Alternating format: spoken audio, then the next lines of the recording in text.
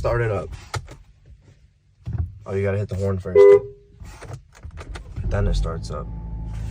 For some reason, but let's see. 10 miles on this thing. There's 10 miles on this vehicle. Got the check engine light, all these other lights. There's more? Chrysler, Dodge, Jeep, Ram, Lancia, Peugeot, Citroën, Alfa Romeo, Abarth, Vauxhall, Opel, and I think I got all those right. You see how hard it is to name those different brands?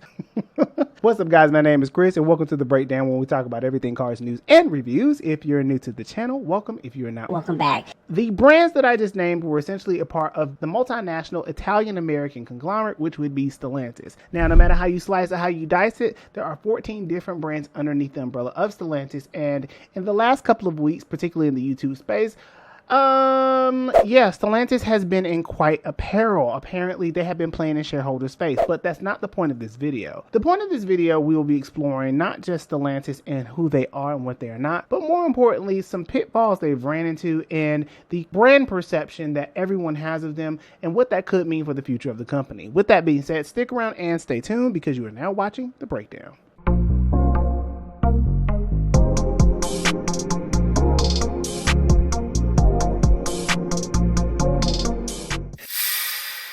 Alrighty, so if you are new to the channel, it is important to know that I have very little time to research this stuff and I gotta slap together. So as a bit of a house cleaning rule, I want to let you guys know now that I may stumble or twist some things up.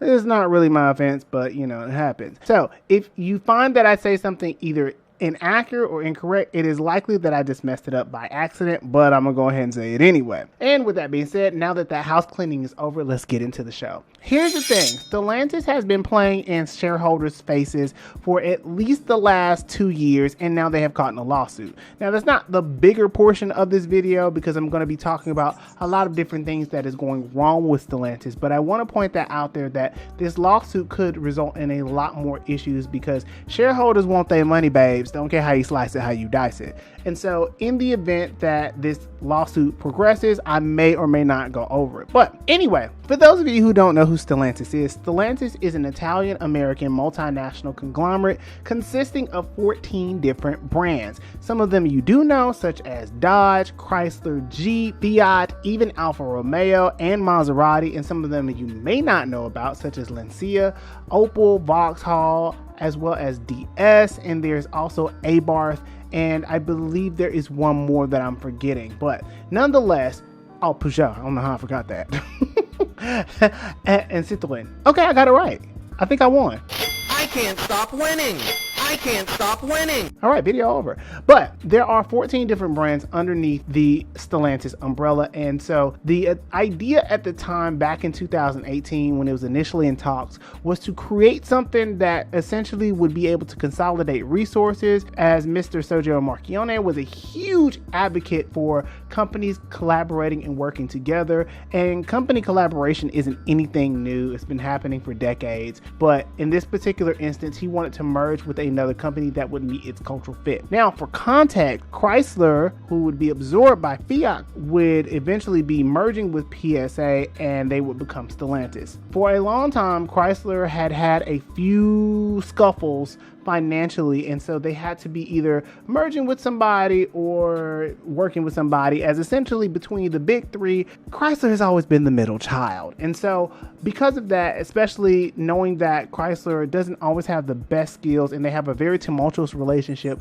with the United Auto Workers Union, Chrysler has been on a rough ride. Now, back in 1998 with Daimler Chrysler would eventually absorb one of their biggest hits, which would be the LX chassis, which would be a derivative of the Mercedes E-Class, and eventually forming the Chrysler 300 in 2005, and it would be an absolute smash hit.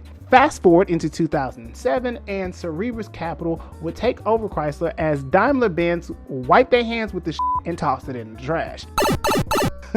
Now, Cerebra's thinking that Chrysler and all of its agents that came along with it, being Dodge and Jeep and the Ram trucks and the Ram vans, they thought it was going to be worth their money. Cerebra's Capital decided that they were going to be the ones as a private equity firm to take the brand to new heights. That is not what happened. The ride is over for this Chrysler dealership near Los Angeles. Tomorrow we become Star Pre-Owned Supercenter. No Chrysler. No Chrysler, no Jeep. It's going to be a sad day. This is one of 789 Chrysler dealers being cut off by the company tonight.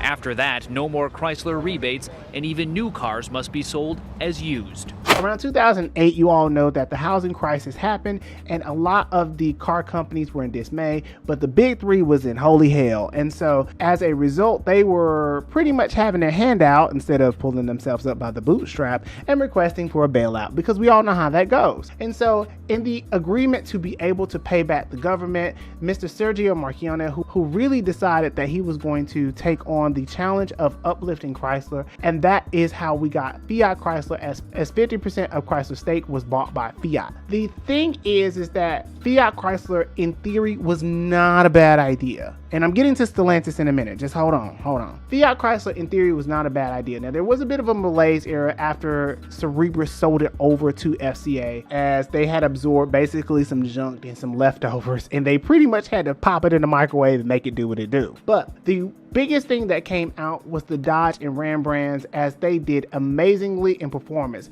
Unfortunately, Chrysler did the opposite end and began to consolidate and reduce a lot of their models, which I don't know why, because most people, when they think of the Chrysler brand, they think of Chryslers as a brand, but that's here nor there. Now, notoriously, Chrysler has never been the greatest of quality. Whether you got a Dodge, whether you got a Jeep, or whether you got a Chrysler branded vehicle, they've never been great in quality, and that's the name of the game. But for whatever reason, Stellantis keeps trying to change the conversation. Now, fast forward into the mid 2010s, 2015, around that area, Chrysler doing numbers, babe, doing numbers, and FCA was up. Now, the benefit to buying Chrysler for Fiat was that they would get a chance to introduce several different brands, one of them being Fiat, another one being Alfa Romeo. Both brands had existed in the US prior to, but they didn't exactly do well, and eventually Fiat and Alfa Romeo would eventually leave shores. Again, I want to emphasize that I am focusing exclusively on the United States market, because I just did not have enough time to focus on things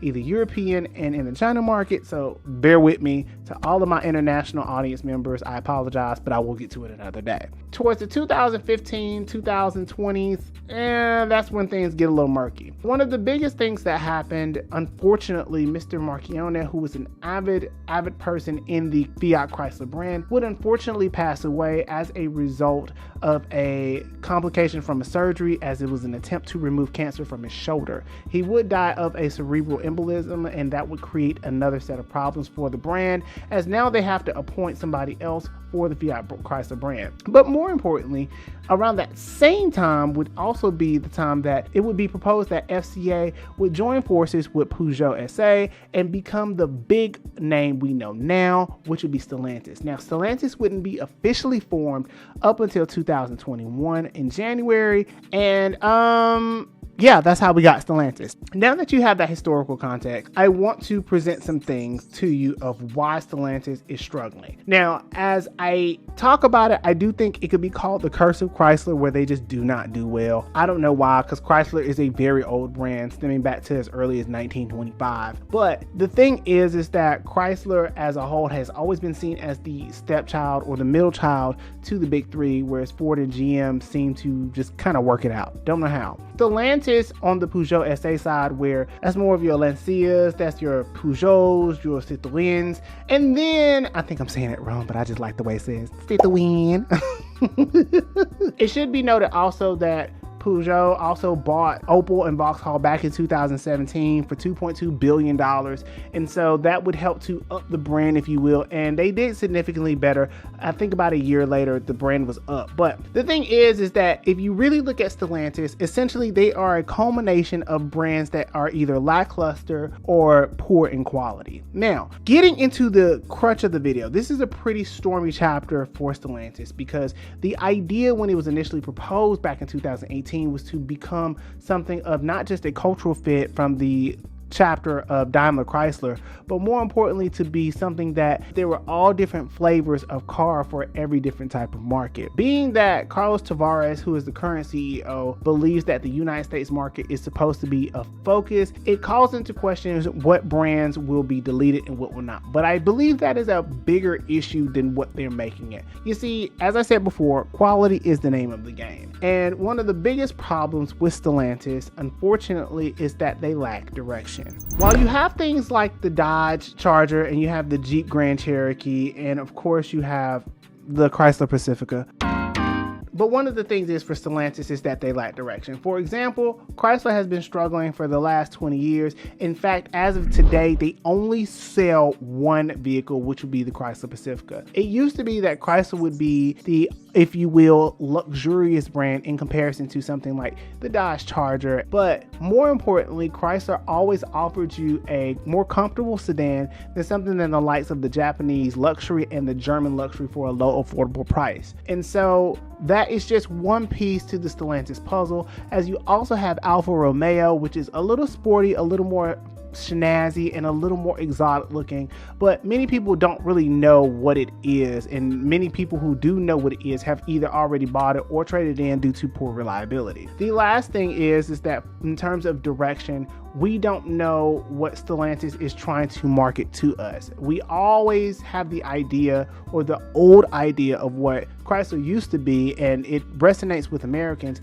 but that target market is completely separate of Peugeot, which caters to more of the Europeans, and Citroën and the Peugeot brands do a lot better over there as they have not entered into the US market, and Alfa Romeo and Fiat tend to do better over there as their infrastructure is a little bit different than ours over in the United States. The other thing is that they can't decide on what they want to do with certain brands, and being cheap is not picking a brand. For example, the Chrysler 300 was a big deal when it came out in 2005 because it offered competition to something of the likes of the Germans. Now, it does reek of 2005 and it gives me Fergie vibes, and promiscuous still rings in my head. That's a whole pop culture thing, but I'm not getting into that. But the Chrysler 300, when it came out in 2005, alongside the Dodge Charger and Challenger and the Jeep Grand Cherokee at the time, were bangers, like hits.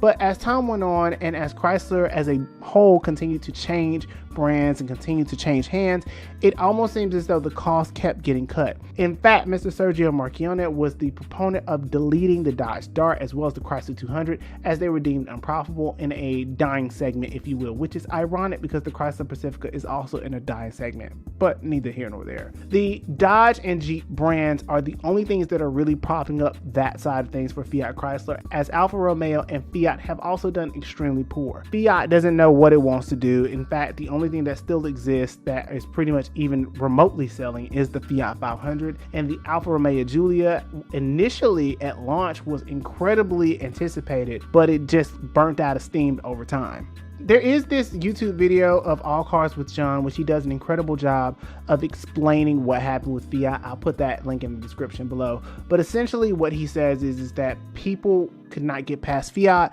not because it wasn't a good brand, but because of prestige and what Fiat was trying to represent versus what it actually was. Fiat is basically not acting the mass market brand that it should. It's not acting its wage. And unfortunately, charging $30,000 for a microcar in all intents and purposes is an absolute no-no for Americans who love their space. Another pain point for Stellantis is the luxury segment. And if you guys didn't know, Maserati is also a part of that brand. I think I didn't mention that earlier, but Maserati is also a part of that brand, and being their top tier racing, performance, heritage, luxury, halo vehicle, whatever you want to call it that day, Maserati sucks. Now, getting into a little detail, the reason why Maserati sucks, if you will, is because it is essentially a Ferrari that ain't a Ferrari on a budget. It's Ferrari from Aldi, and the reliability, the build quality, and the materials that are being used are essentially a parts bin of what comes over from the Chrysler side and maybe some arrangements from the Peugeot side, and that just makes for a huge culmination of problems. And it doesn't help that the reputation of Maserati is that they are unreliable, creating a bigger issue for them as the depreciation drops. And being that Maserati is supposed to have a high level of prestige, it makes it hard for people to justify buying a Maserati. In fact, Ferrari severed ties back in 2019 and essentially left Maserati for to fend for themselves. I can't say that. And the Ghibli is kind of like the only thing. The Levante is mid at best, and the Quattroporte has been on the decline for years. And so Maserati as a whole, while prestigious in heritage and legacy, under the Stellantis brand has almost been forgotten about and neglected as a result of trying to cut costs. And apparently prior to 2023, Maserati lost Stellantis a whopping $89 million in operating costs, and it just goes to show that basically it is a sunk cost for Stellantis as a group. And unfortunately, with all the quality control issues that they've had, in addition to the recalls that they've had, it is just unlikely that Stellantis is going to be able to weather this storm without a scratch. And so in this chapter of Stellantis, it's evident that while they are trying, the numbers aren't looking too good, and it is probably likely that a few brands will go, and it almost seems as though that it is just a sinking ship, and basically Stellantis is trying to fill the hole with other ideas and strategies. But the truth is that the quality sucks. I'm gonna go ahead and say it now. The quality sucks. Until the quality is fixed, Stellantis will always be in the pickle that it is, and more importantly, until Stellantis decides on what direction it wants to take each brand and specifically target them to each particular segment or audience, it is going to be incredibly hard and difficult to move those units. Perhaps Stellantis bit off too much more than they could chew and probably will dissolve in the upcoming years to make themselves profitable on each side, however that may be. But the reality is that Stellantis in this particular chapter is struggling, not just because of the vehicles that are out there, but more importantly, there is not enough investment in the overall quality of those vehicles to convince Americans they are worth buying. But now that that entire rant is over, you guys leave me a comment below and let me know your experience with either your Dodge, your Chrysler, your Jeep, even Alfa Romeo and Fiat, and let me know if you believe that Stellantis can turn the ship around or if they are flooding and they down real bad. And with that being said, until the next video, I will see you guys later.